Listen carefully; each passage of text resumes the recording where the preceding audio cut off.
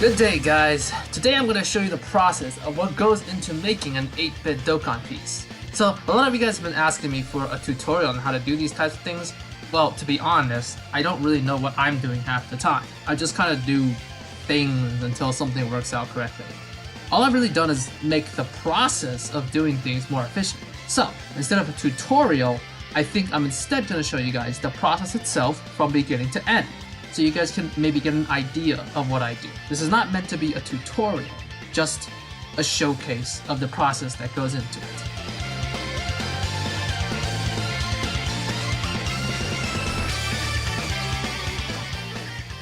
The first thing I do is listen to a track repeatedly. Now, I really like Dokkan music, so this is something I'd be doing on the daily anyway, which means I don't really have to put any extra effort in. At this point, I haven't really selected which theme I want to do yet. Typically, I end up doing what I've been listening to a lot, although occasionally a request or some other circumstance would sway me towards another direction. I have to transcribe everything by ear, so I take this opportunity to get a feel for it and figure out how everything goes at a surface level. This time, I'm choosing Kefla's theme. I'm going to show you guys what I put into making that track and its video.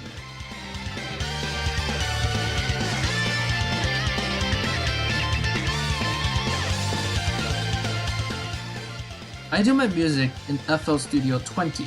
I bought this program a few years ago, but I never really did much with it. So now it looks like it's been paying off significantly recently. So FL Studio has a built-in tempo tapper, which means this step is pretty simple to do. I just put the theme up in the background and tap to the beat until I think I have the right tempo.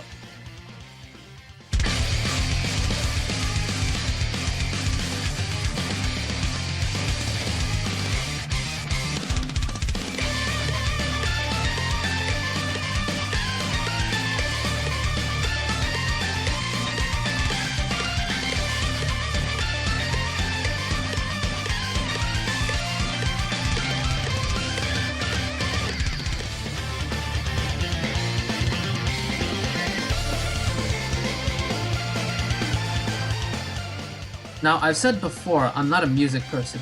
What I mean by this is I don't really know all of the terminology that comes with making music. When I say lead melody, I mean the melody that's most prominent in the track, the one you hear in the foreground.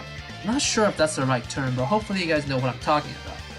Because I spent a lot of time listening to the theme that I want to make, typically, I have the lead melody memorized to the point that I can recreate the entire thing from beginning to end without having to reference anything.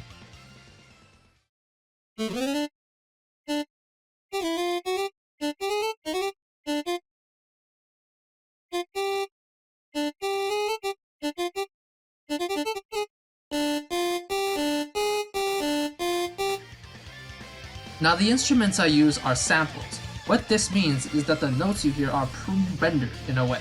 This is in contrast to music that's made in, for example, FamiTracker. FamiTracker is able to replicate what the original NES, or more accurately the original Famicom, does when making its music and sounds. It essentially generates 8-bit sound on the spot as you feed it a sequence of notes. What I'm doing in FL Studio, instead, I'm using pre-rendered 8-bit sound clips that I rearrange to make a music track. Each method is different in its own right, and some people might say what I'm doing is cheating, but honestly, I don't really care. If it sounds good in the end, it doesn't really matter that much to me. The sound font that I use for my instruments is called 8-bit SF by TheEighthBit, which I'll put in the description below.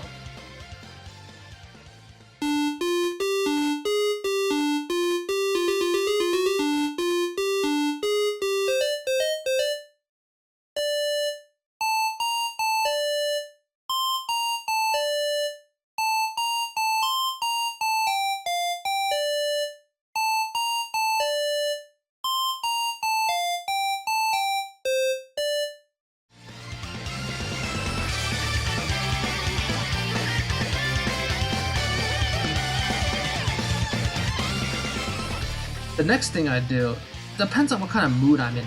Percussion is a bit more boring and tedious to do than bass, so if I don't really feel like dealing with the percussion, I'll do bass instead, but otherwise I'll usually do percussion first because it's probably more useful, acting as a backbone for the track.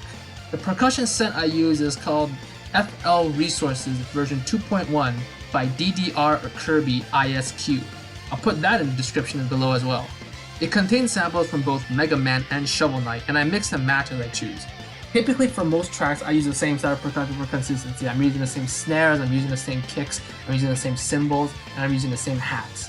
But for certain ones, like there's one after LR Gohan I want to do, that's a... I might change the percussion to better match the drums used in that track. Now, for this step, typically I refer back to the track. I have it open in Audacity so I can easily navigate it and listen to the parts that I want to recreate. I lay down the snares and kicks first, and then the cymbal crashes and sometimes hats, if there are hats, last.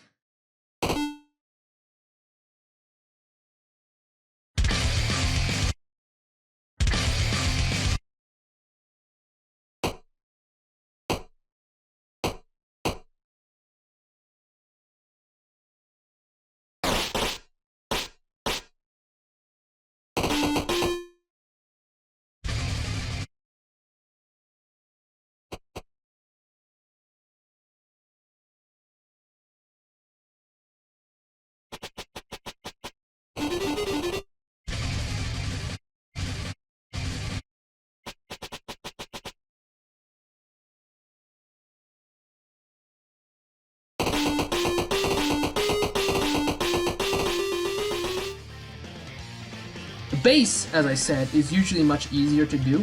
There's not much more to say than I just listen to it and recreate where the notes are. I do layer the track up to 3 times in order to produce more depth. This is part of why I usually consider 8-bit Dokkan to be sort of in name only. It's not real 8-bit. 8-bit tracks can't really afford to spend 2 extra tracks on duping another track just for depth. But again, if it sounds good, I don't really think it matters too much.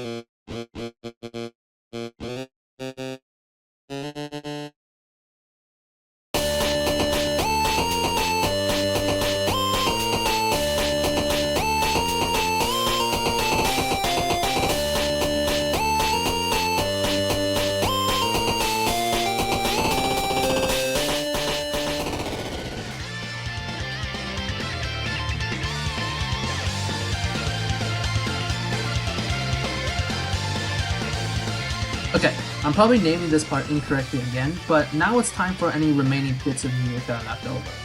Often, a track has a series of notes that are much faster than the other notes in the rest of the theme. I think these are called arps or arpeggios, but I'm not sure.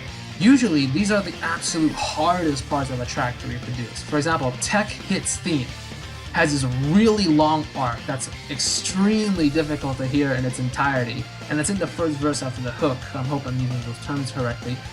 That's pretty much the only thing preventing me from doing that one. To make arps easier, typically I'll take the original track and have its tempo in Audacity.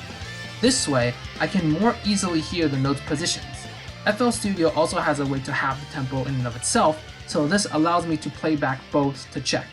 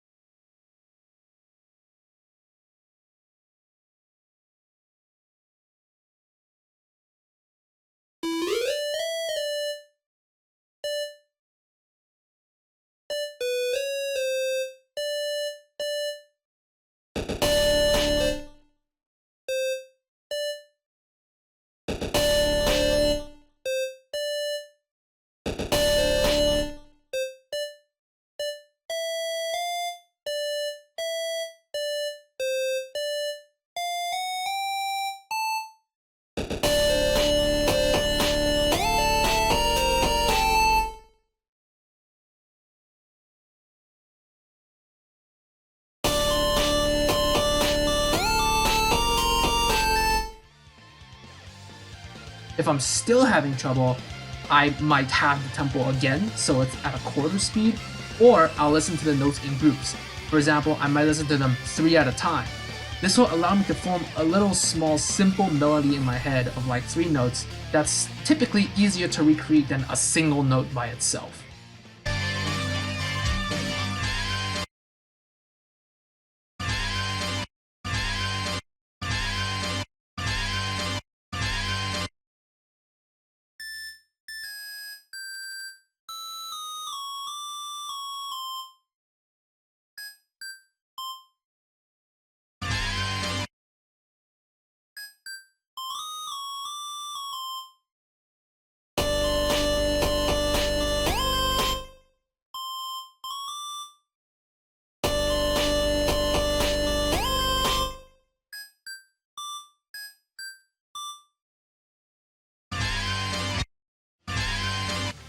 Sometimes the main melody is accompanied by a counter melody. Here's what I mean. For example, this is what Gogeta's theme sounds like with just the main melody.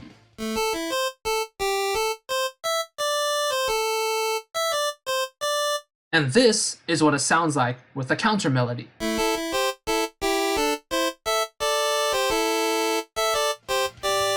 I usually put in the counter melody at this stage. Sometimes the counter melody can be hard to hear.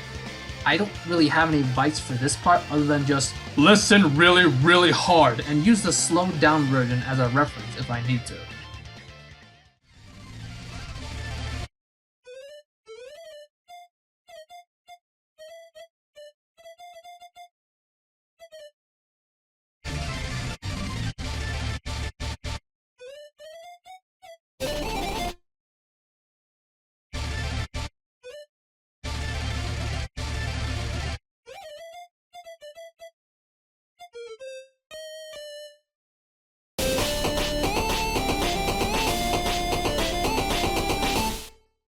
At this point, I'll do minor things to wrap up the production of the track. I'll duplicate any tracks that I need if I need to give it more depth beyond the amount that I gave it already. I'll check back with the reference and the slowed down references. I'll save it to my phone and listen to it on my off time. I'll give the piece some distance and come back later to see how it sits with me. I'll adjust the volume of tracks if I need to. I'll send it to a very close friend so he can hear it and give me feedback on it and stuff like that. Usually even after I finish a theme, I give it a couple days in case I find an error or inaccuracy later. I have a video to make anyway, so I'm usually in no rush. Once I'm done, I check my timeline in FL Studio to make sure it loops correctly at least 3 times, then I render it. And then I take it into Audacity to fade it out after the second loop because I'm freaking stupid and I'm not aware of anything in FL Studio that allows me to do so. I'm pretty sure there is, but I'm not sure.